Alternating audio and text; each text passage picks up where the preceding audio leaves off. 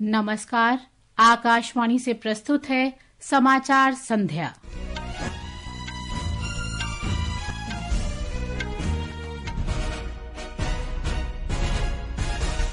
राष्ट्र आज नेताजी सुभाष चंद्र बोस की जयंती पराक्रम दिवस के रूप में मनाकर उन्हें श्रद्धांजलि अर्पित कर रहा है। प्रधानमंत्री नरेंद्र मोदी ने इस अवसर पर लोगों से विकसित भारत के लक्ष्य के लिए एकजुट होने का आग्रह किया। विदेश सचिव विक्रम मिस्री द्विपक्षीय संबंधों को मजबूत करने पर चर्चा के लिए रविवार से चीन की 2 दिवसीय यात्रा पर जाएंगे। केंद्रीय मंत्री अश्विनी वैष्णव ने दावोस में विश्व आर्थिक मंच में कहा, भारत आने वाले वर्ष में मुद्रास्फीति को नियंत्रण में रखते हुए 6 से 8% की आर्थिक विकास दर बनाए रखेगा। मुख्य चुनाव आयुक्त राजीव कुमार ने चुनावी प्रक्रियाओं में विश्वास खत्म करने वाली फर्जी बयानबाजी के प्रति आगाह किया। उन्होंने चुनावों के भविष्य को आकार देने में प्रौद्योगिकी की भूमिका पर प्रकाश डाला। भारतीय लघु फिल्म अनुजा को ऑस्कर 2025 के लिए नामांकित किया गया और कुआलालंपुर में आईसीसी अंडर 19 महिला क्रिकेट T20 विश्व कप में श्रीलंका को 60 रन से हराकर भारत ग्रुप ए में शीर्ष स्थान पर पहुंचा। समाचार संध्या के साथ मैं प्रियंका अरोड़ा। आज पराक्रम दिवस है। ये दिवस नेताजी सुभाष चंद्र बोस की जयंती के उपलक्ष्य में मनाया जाता है। प्रधानमंत्री नरेंद्र मोदी ने नेताजी सुभाष चंद्र बोस को उनकी 128वीं जयंती पर श्रद्धांजलि अर्पित की। नई दिल्ली स्थित संविधान सभा के केंद्रीय कक्ष में नेताजी सुभाष चंद्र बोस की जयंती पराक्रम दिवस के अवसर पर उन्हें श्रद्धांजलि अर्पित की। लोकसभा अध्यक्ष ओम बिरला, रक्षा मंत्री राजनाथ सिंह, कांग्रेस अध्यक्ष मल्लिकार्जुन खड़गे और अन्य नेताओं ने भी नेताजी को श्रद्धांजलि दी। नेताजी को याद करते हुए प्रधानमंत्री ने लोगों से विकसित भारत के निर्माण में एकजुट होने का आग्रह किया। अपने वीडियो संदेश में प्रधानमंत्री ने कहा कि देशवासियों को विकसित भारत का लक्ष्य प्राप्त करने के लिए काम करना चाहिए। 2021 में सरकार ने निर्णय लिया कि नेताजी की जयंती को अब पराक्रम दिवस के रूप में मनाया जाएगा। इंडिया गेट के समीप नेताजी की विशाल प्रतिमा लगाना, अंडमान में द्वीप का नाम नेताजी के नाम पर रखना, गणतंत्र दिवस की परेड में आईएनए के जवानों को नमन करना सरकार की इसी भावना का प्रतीक है। वहीं प्रधानमंत्री ने संविधान सभा के केंद्रीय कक्ष में छात्रों से बातचीत में बताया कि दिल्ली में केंद्र की ओर से उपलब्ध कराई गई 1200 से अधिक इलेक्ट्रिक बसें चल रही हैं। प्रधानमंत्री नरेंद्र मोदी ने आज पीएम सूर्य घर योजना को जलवायु परिवर्तन की चुनौती से निपटने का माध्यम बताया। उन्होंने कहा कि इस योजना के अंतर्गत घरों के ऊपर लगाए गए सौर पैनल सौर ऊर्जा के जरिए बिजली उत्पादन में मदद करते हैं और इस तरह बिजली बिलों को अदा करने की जरूरत नहीं होती। गणतंत्र दिवस परेड की फुल ड्रेस रिहर्सल आज राष्ट्रीय राजधानी नई दिल्ली में कर्तव्य पथ पर आयोजित हुई। इस दौरान T-90 टैंक, नाग मिसाइल प्रणाली और पिनाक रॉकेट ने देश की सैन्य शक्ति का प्रदर्शन किया। इसके अलावा सशस्त्र सेनाओं की विभिन्न टुकड़ियों ने मार्च निकाला। परेड की रिहर्सल सुबह 10:30 बजे विजय चौक से शुरू हुई और लाल किले पर समाप्त हुई। 76वें गणतंत्र दिवस परेड में भारतीय सेना कर्तव्य पथ पर अपनी सैन्य शक्ति का प्रदर्शन करने के लिए पूरी तरह तैयार है। आज नई दिल्ली में मेजर जनरल सुमित मेहता ने बताया कि भारतीय सेना का प्रतिनिधित्व एक घुड़सवार दस्ता, 8 मशीनीकृत दस्ते और 6 मार्चिंग टुकड़ियां करेंगी। उन्होंने कहा कि इस बार युद्ध क्षेत्र निगरानी प्रणाली तथा रक्षा अनुसंधान और विकास संगठन के प्रलय हथियार प्रणाली परेड का मुख्य आकर्षण होंगे। 26 जनवरी के उपलक्ष्य में जो राष्ट्र पर्व मनाया जाएगा उसके तहत एक भव्य परेड कर्तव्य पथ पर आप देखेंगे, जिसकी तैयारी पूरी हो चुकी है। भारत की राष्ट्रपति ऑनरेबल श्रीमती द्रौपदी मुर्मू सलामी ग्रहण करेंगी और इस परेड के चीफ गेस्ट इंडोनेशिया के president honourable Shri Prabowo Subianto होंगे।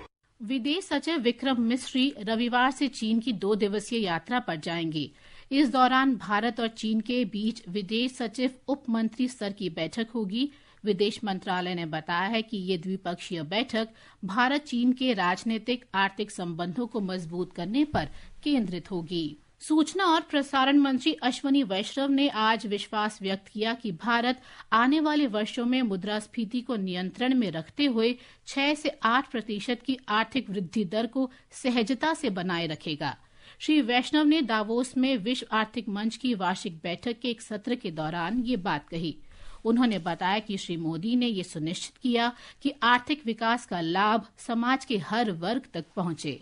India has a very well thought through economic strategy at this point of time for the last many years now. The strategy is based on 4 pillars. Pillar number 1 is public investment in social, physical and digital infrastructure. Pillar number 2 is a lot of focus on technology, manufacturing and innovation. Pillar number 3 is inclusive growth. We have a very diverse society. Pillar number 4 is simplification. ये समाचार हमारी website www.newsonair.gov.in और हमारे news on AIR app पर भी उपलब्ध हैं। समाचार संध्या में आपका फिर स्वागत है।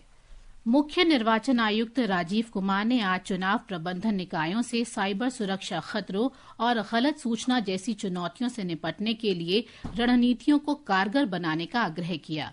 उन्होंने ये बात नई दिल्ली में चुनाव आयोग द्वारा आयोजित 2 दिवसीय सम्मेलन के उद्घाटन सत्र को संबोधित करते हुए कही। श्री कुमार ने दक्षता, पारदर्शिता और मतदाता विश्वास बढ़ाने में प्रौद्योगिकी और डिजिटल नवाचारों की महत्वपूर्ण भूमिका पर जोर दिया। The future of elections in democratic countries will likely be shaped by advancements in technology, use of artificial intelligence in political campaigns and in conduct of elections and in election observance, wide uses of electronic voting mechanisms best suited to each country. चुनावी प्रक्रियाओं में विश्वास को खत्म करने वाली फर्जी बयानबाजी के प्रति सावधानी बरतने को भी उन्होंने कहा। दिल्ली में विधानसभा चुनाव के लिए प्रचार जोरों पर है। सभी दलों के नेता रोड शो और जनसभाओं के माध्यम से तथा घर घर जाकर मतदाताओं को रिझाने के प्रयास में जुटे हैं। ब्यौरा हमारे संवाददाता से।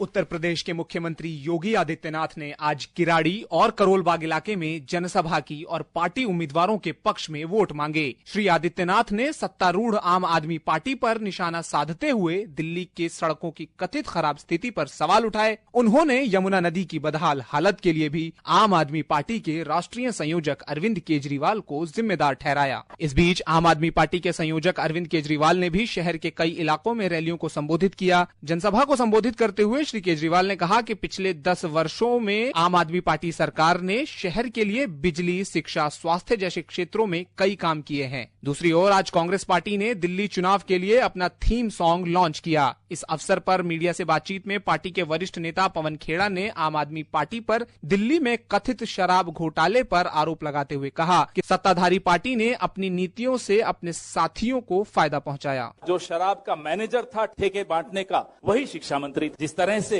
एक बोतल पर एक बोतल फ्री, पैसा दो, लाइसेंस लो, पूरी इनकी पार्टी शराब के काले कारोबार में डूब गई। अगले महीने की 5 तारीख को दिल्ली में मतदान होना है और नतीजे 8 तारीख को आएंगे। उत्तराखंड में आज कड़ी सुरक्षा व्यवस्था के बीच 100 नगर निकायों में शांतिपूर्ण मतदान संपन्न हुआ। राज्य में 60% से अधिक मतदान हुआ। हमारे संवाददाता ने बताया है कि इस मतदान से 5405 उम्मीदवारों के चुनावी भाग्य का फैसला होगा। उत्तराखंड में आज मतदान को लेकर मतदाताओं में खासा उत्साह नजर आया। पहाड़ से लेकर मैदान तक बूथों पर लंबी लाइन लगी रही। मतदान केंद्रों पर सुरक्षा के पुख्ता बंदोबस्त किए गए। मतदान के लिए प्रदेश में 1515 मतदान केंद्र और 3394 बूथ बनाए गए थे। निकाय चुनाव की मतगणना 25 जनवरी को होगी। साक्षी सिंह, आकाशवाणी समाचार, देहरादून। ये समाचार आकाशवाणी से प्रसारित किए जा रहे हैं। ये आकाशवाणी है।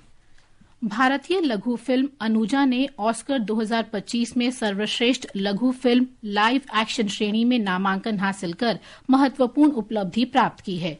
अनुजा फिल्म का निर्देशन एडम जे ग्रेव्स और सुचित्रा मट्टई ने किया है।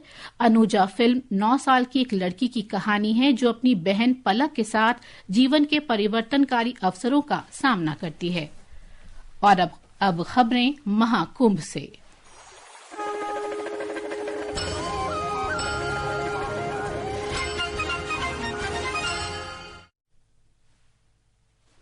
सूचना सूचना और प्रसारण मंत्रालय में सचिव संजय जाजू ने आज प्रयागराज के महाकुंभ नगर के सेक्टर 4 स्थित आकाशवाणी और दूरदर्शन कैंप कार्यालय का दौरा किया और महाकुंभ 2025 की कवरेज के लिए किए गए प्रबंधों की समीक्षा की। संवाददाताओं से बातचीत में श्री जाजू ने कहा कि प्रसार भारती ने महाकुंभ 2025 की व्यापक कवरेज और विभिन्न कार्यक्रमों तथा गतिविधियों के प्रसार के लिए व्यापक प्रबंध किए हैं। उन्होंने कहा कि आकाशवाणी और दूरदर्शन महाकुंभ से जुड़े रोचक तथ्य उपलब्ध करा रहे हैं। महाकुंभ के लिए स्पेशल एफएम रेडियो चैनल चलाई है, जो न केवल एफएम पे चल रही है पर यहाँ के पब्लिक एड्रेस सिस्टम्स पर भी चल रही है, जिससे श्रद्धालुओं को न केवल कुंभ से संबंधित व्यवस्थाओं का ज्ञान मिल रहा है, पर उसी के साथ साथ कुंभ से संबंधित रोचक तथ्यों को भी प्रसार भारती और दोनों दूरदर्शन और आकाशवाणी के माध्यम से श्रद्धालुओं को इसका आनंद मिल रहा है। श्री जाजू ने ये भी कहा कि महाकुंभ एकता का संदेश देता है और श्रद्धालुओं ने त्रिवेणी संगम में एक साथ पवित्र डुबकी लगाई। उन्होंने महाकुंभ नगर क्षेत्र में स्थित सूचना और प्रसारण मंत्रालय की डिजिटल प्रदर्शनी सहित केंद्र सरकार द्वारा लगाई गई विभिन्न प्रदर्शनियों का भी दौरा किया। वे परेड ग्राउंड स्थित मीडिया सेंटर भी गए।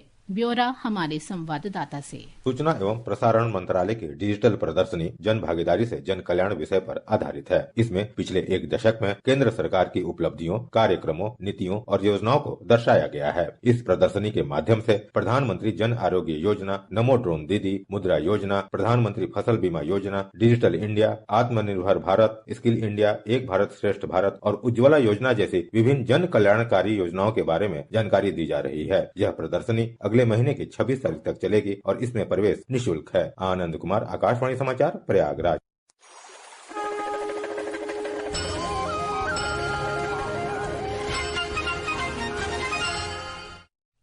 और अब आर्थिक जगत के समाचारों के साथ हैं हर्ष रंजन। बॉम्बे स्टॉक एक्सचेंज का सेंसेक्स 115 अंक बढ़कर 76,520 के स्तर पर बंद हुआ। नेशनल स्टॉक एक्सचेंज का निफ्टी भी 50 अंक बढ़ा 23,205 के स्तर पर पहुंच गया। अंतर बैंकिंग विदेशी मुद्रा बाजार में रुपया डॉलर के मुकाबले 13 पैसे गिरकर 86 रुपए 46 पैसे प्रति डॉलर के स्तर पर बंद हुआ। ब्रेंट कच्चे तेल की कीमत $79.51 प्रति बैरल पर थी। और अब खेल खबरें। कुआलालंपुर में आईसीसी अंडर 19 महिला T20 क्रिकेट विश्व कप में मौजूदा चैंपियन भारत ने आज श्रीलंका को 60 रन से हरा दिया। गोंगांडी त्रिशा को प्लेयर ऑफ द मैच घोषित किया गया। महिला हॉकी इंडिया लीग में दिल्ली एसजी पाइपर्स ने ओडिशा वॉरियर्स को एक रोमांचक मुकाबले में 3-2 से हरा दिया। आज रांची में खेले गए मैच में निर्धारित समय तक दोनों टीमें एक एक गोल से बराबरी पर रहीं। पुरुष वर्ग में तमिलनाडु ड्रैगन्स का मुकाबला हैदराबाद तूफान से जारी है। मौसम विभाग ने कहा है कि आज और कल हिमाचल प्रदेश के कुछ इलाकों में शीतलहर जारी रहेगी। दिल्ली और राष्ट्रीय राजधानी क्षेत्र में अगले 2-3 दिनों के दौरान अधिकतर क्षेत्रों में तड़के कोहरा छाये रहने की संभावना है। अंत में मुख्य समाचार एक बार फिर। राष्ट्र आज नेताजी सुभाष चंद्र बोस की जयंती पराक्रम दिवस पर उन्हें श्रद्धांजलि अर्पित कर रहा है। प्रधानमंत्री नरेंद्र मोदी ने इस अवसर पर लोगों से विकसित भारत के लक्ष्य के लिए एकजुट होने का आग्रह किया। विदेश सचिव विक्रम मिस्री द्विपक्षीय संबंधों को मजबूत करने पर चर्चा के लिए रविवार से चीन की 2 दिवसीय यात्रा पर जाएंगे। केंद्रीय मंत्री अश्विनी वैष्णव ने विश्व आर्थिक मंच में कहा, भारत आने वाले वर्ष में मुद्रास्फीति को नियंत्रण में रखते हुए 6 से 8% की आर्थिक विकास दर बनाए रखेगा। और भारतीय लघु फिल्म अनुजा को ऑस्कर 2025 के लिए नामांकित किया गया। इसके साथ ही समाचार संध्या का ये अंक समाप्त हुआ। नमस्कार।